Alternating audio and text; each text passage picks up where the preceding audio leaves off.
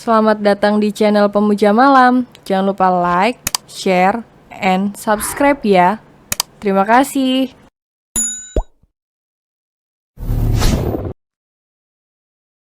Episode 5. Bahagia saat mendapatkan perhatian kecil. Henny, panggil Via dari jauh dan melambaikan tangannya kepada temannya tersebut. Lo kemana aja sih, Vi? Gue udah nunggu lo dari tadi tahu. Sampai lumutan tahu gak kaki gue nungguin lo. Omel Henny ke Via. Maaf. Ya udah, untuk menebus kesalahan kali ini. Makan entar gue yang traktir deh. Kata Via, janji lo ya. Awas kalau entar pas di kasir lo bayar cuma jatah makanan lo aja. Kata Henny. Iya, bawel banget sih lo. Via beranjak masuk ke dalam sebuah mall besar. Dan meninggalkan Henny yang masih berdiri di luar. Via dan Henny mengelilingi mall dan membeli apa yang diperlukan. Setelah selesai berbelanja, Henny dan Via mampir ke sebuah restoran. Dan memesan beberapa makanan di restoran tersebut. Lo mau makan apa? Tanya Via. Sama kayak lo aja deh. Gue ke kamar mandi dulu ya. Gue udah kebelet nih. Kata Henny meninggalkan Via. Saat Via berjalan menuju meja restoran tersebut, Via tidak sengaja menabrak perempuan. Au, bisa lihat nggak sih mata lo? Teriak wanita itu. Maaf, saya tidak sengaja. Via berusaha meminta maaf dan berdiri. Pasalnya tadi Via terjatuh di lantai saat Via mendongak ke atas. Ternyata wanita itu adalah Ratna, mantan pacar suaminya. Ah lo ya, lo pasti sengajakan nabrak gue. Ratna mencengkeram rambut Via dengan kencang. Di situ sudah banyak orang yang memperhatikan pertengkaran tersebut.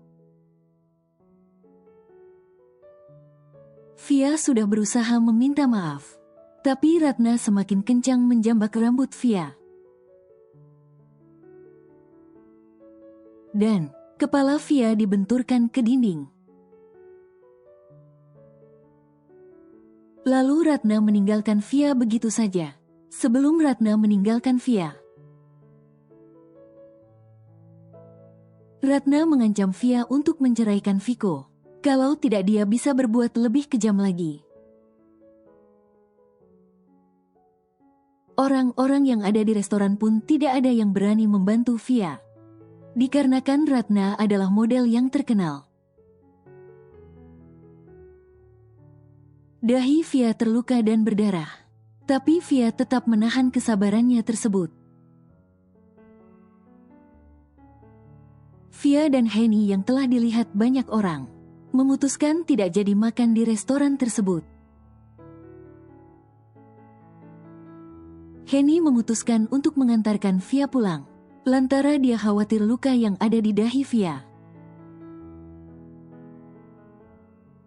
Henny mengantarkan Via ke rumah mamanya, bukan rumah Viko, lantaran Henny masih belum tahu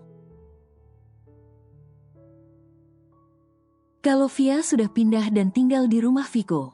Ayo turun, akan kubantu untuk mengobati luka lo. Tatapan Henny sangat khawatir kepada Via. Udah lo pulang aja, entar lo dicariin momi lo lagi. Kata Via, nggak akanlah momi gua cariin gue. Momi lagi sibuk ngurusi pekerjaan. Kata Henny. Henny turun dan membukakan pintu untuk Via. Henny menarik paksa tangan Via untuk masuk ke rumah Via sendiri. "Assalamualaikum Tante," teriak Henny dari luar pintu rumah Via.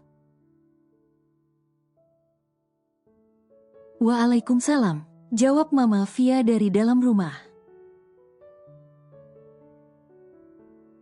Saat membuka pintu, Mama Via kaget dan heran. Kenapa Via bisa kemari sama Henny dan bukan sama Viko? Apalagi ada luka di dahi Via. "Kamu kenapa nak? Mana suami kamu?" tanya mamanya ke Via sambil memegang kepala Via yang terluka. "Suami," teriak Henny. "Iya nak Hen, maaf kemarin pas nikahan Via kamu tidak diundang. Karena acaranya dadakan dan juga tertutup,"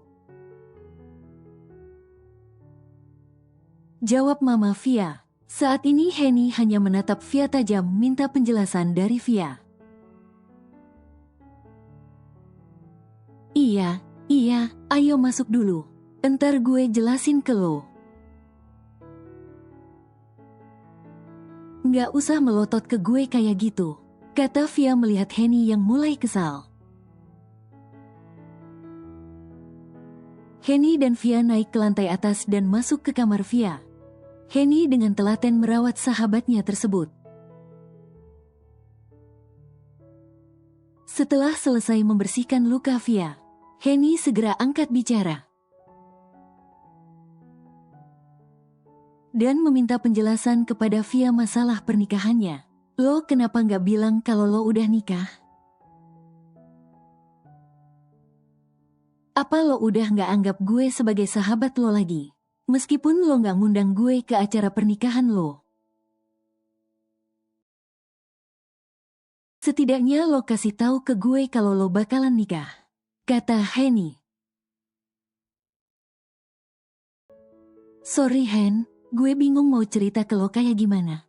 Gue bingung mau ceritain semuanya dari mana," kata Via. Henny memaklumi sifat sahabatnya yang tertutup itu. Meskipun ada masalah seberat apapun, Via memang tidak pernah mengeluh kepada siapapun. Termasuk kepada sahabatnya sendiri yaitu Henny. "Terus lo nikahnya sama siapa? Umurnya berapa? Terus orangnya ganteng nggak?" tanya Henny beruntun. "Lo kenal kok Hen sama orangnya?" "Gue awalnya kaget waktu dijodohin sama dia. Waktu pertama kali ketemu. Dan lo nabrak mobilnya aja. Gue belum tahu kalau dia calon suami gue. Dan pertemuan kedua kalinya, ternyata dia adalah dosen gue di kampus. Pas mama sama ayah nemuin gue sama dia, gue shock berat, ternyata dosen gue sendiri yang bakal jadi suami gue," jawab Via panjang lebar. "Maksud lo, suami lo saat ini Pak Viko itu?" tanya Henny yang tampak tak percaya. Via hanya mengangguk. Dan Henny langsung memeluk sahabatnya tersebut. "Lo nggak perlu nutupin masalah lo kayak gini ke gue. Gue bisa jaga rahasia lo kok. Kalau lo butuh teman curhat, gue siap dengerin lo. Karena lo adalah sahabat gue," kata Henny. Kini mereka berdua berpelukan dan saling menguatkan diri. "Lo sekarang jawab jujur pertanyaan gue lagi. Dan lo harus jawab jujur. Awas lo kalau bohong," kata Henny. "Tanya apa lagi? Semua udah gue ceritain jujur." Gue udah nikah sama Mas Viko dan gue tinggal di rumahnya juga. Jawab Via. Hahaha, lo panggil Pak Viko, Mas. Henny tertawa melihat temannya salah tingkah. Bukan itu yang mau gue tanya. Gue mau tanya apa bener lu kalau ini nggak sengaja kejedot tembok? Tanya Henny lagi.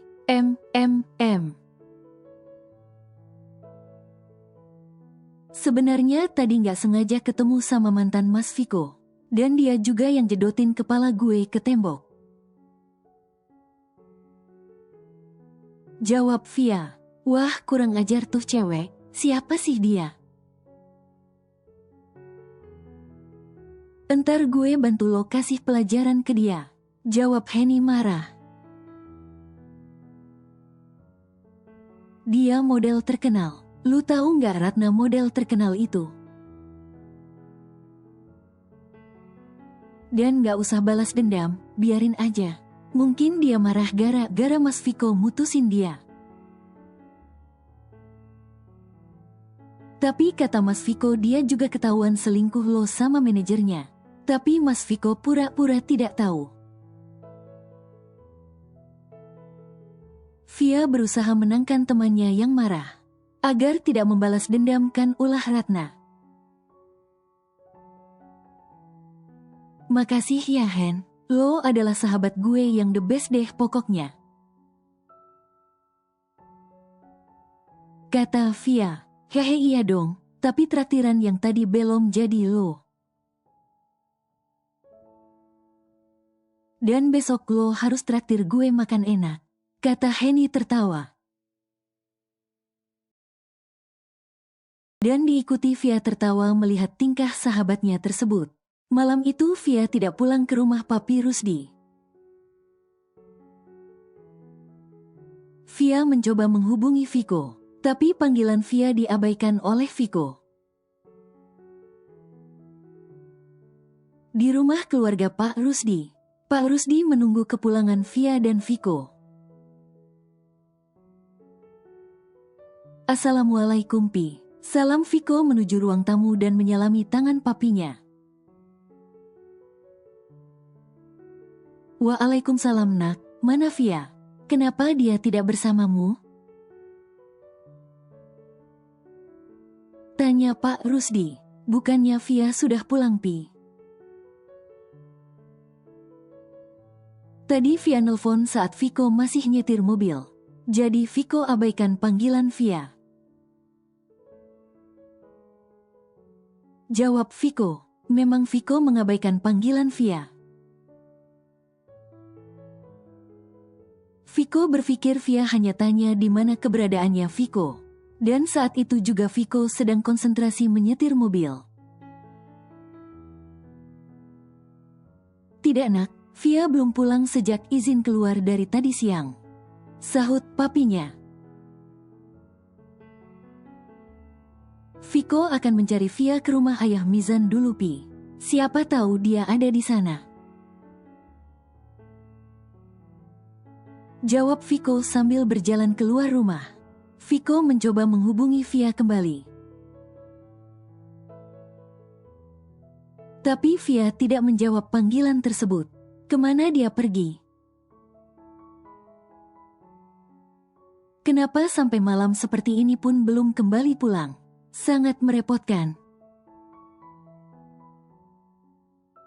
Gumam Viko setelah sampai di rumah keluarga Mizan. Viko bertanya kepada Mama Yanti apakah Via ada di dalam atau tidak. Saat Mama Yanti bilang Via ada di kamarnya. Dan beliau bilang Via sedang tidur. Viko bisa bernafas dengan lega. Viko sebenarnya juga sangat khawatir saat Via belum pulang. Tapi dia tidak terlalu memperlihatkan kekhawatirannya tersebut.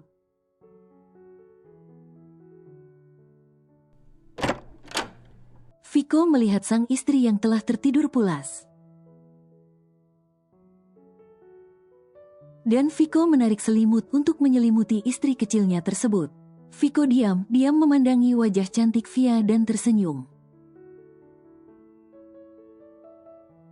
Dia benar-benar cantik kalau dilihat dari jarak dekat seperti ini. Batin Viko di dalam hati.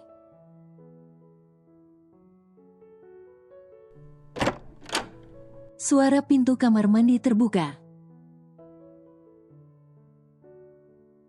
Viko kaget terperanjat saat Henny keluar dari kamar mandi. Ya, Henny tidak pulang malam itu. Henny memutuskan untuk menginap dan menemani Via. Pak Viko juga ada di sini, pasti mau jemput Via ya? Tanya Henny kepada dosennya tersebut. Ya, niat awal mau jemput Via. Soalnya papi nanya dia terus. Jawab Viko. Pak, boleh saya ngomong sesuatu? Kata Henny. Viko mengangguk dan mereka berdua memutuskan untuk berbicara di luar kamar, karena tidak mau mengganggu Via tidur. Henny menceritakan semua kejadian yang telah terjadi kepada Via. Viko kaget dan tidak menyangka kalau Ratna senekat itu berbuat jahat kepada Via. Saya harap Bapak bisa menjaga Via, Pak. Meski Via anaknya keras kepala, tapi Via anak yang baik hati. Kalau begitu saya pamit dulu, Pak. Niat saya mau nginep di sini nemenin Via. Tapi karena Bapak sudah ada di sini, saya pamit pulang. Dan sampaikan salam saya kepada Via, Pak, kata Henny. Viko hanya mengangguk dan tidak menjawab ucapan Henny, dan langsung masuk kembali ke dalam kamar istrinya. Mas Viko, kenapa Mas Viko bisa ada di sini? Tanya Via. Kini Via sudah bangun dan duduk di pinggir ranjang. Kenapa kamu nginep di sini tidak kabari saya? Tanya Viko menatap Via. Tadi aku sudah menghubungi Mas Viko. Tapi Mas Viko tidak angkat teleponku. Jawab Via. Viko maju perlahan dan duduk di sebelah Via. Viko mencoba menyentuh dahi Via. Tapi karena kaget Via memundurkan dirinya ke belakang. Maafkan Mas. Henny sudah menceritakan semua yang terjadi kepadamu. Maaf gara-gara Mas kamu telah disakiti oleh Ratna. Kata Viko. Via hanya mengangguk dan tersenyum. Via melihat wajah Viko agak khawatir kepadanya, dan dia merasakan senang. Dia sangat bahagia saat mendapatkan perhatian kecil dari Viko. 1 minggu telah berlalu. Via menghabiskan kegiatan seperti biasa yaitu kuliah. Waktu sangat cepat berlalu. Kini Via telah menyelesaikan semester 1. Minggu depan akan diadakan camping bersama. Yang diadakan oleh jurusan pertanian di sebuah pegunungan. Acara tersebut juga bertujuan untuk pembelajaran di alam bebas. Wah senengnya, akhirnya bisa camping. Lo ikut kan Vi? Kata Dito.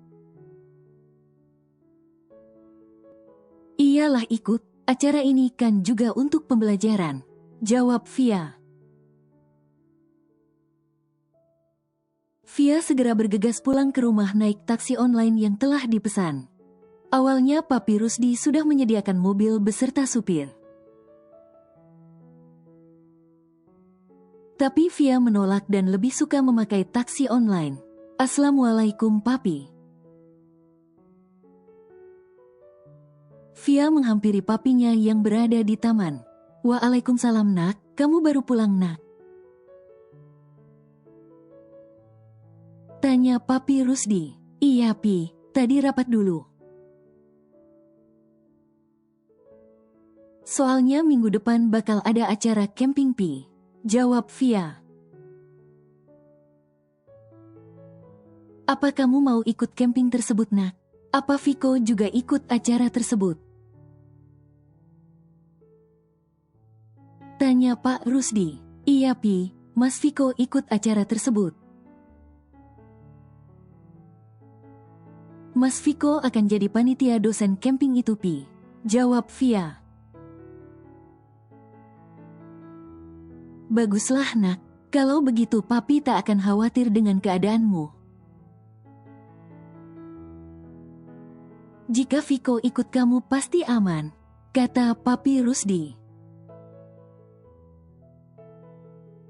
Iya pi, makasih selama ini papi sudah sangat baik kepada Via. Jawab Via tersenyum tulus. Sama-sama nak, kamu sudah jadi istri anak papi. Dan sudah semestinya papi menganggap kamu seperti anak papi sendiri. Jawab papi Rusdi. Assalamualaikum. Kata Viko yang baru pulang dari kampus. Viko, sini nak. Pak Rusdi memanggil Viko untuk mendekat. Kamu akan ikut camping kan? Tolong jaga istri kamu baik-baik kok, kata Pak Rusdi kembali.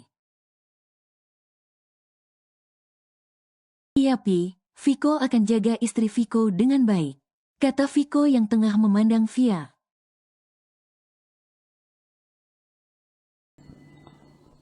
Bersambung.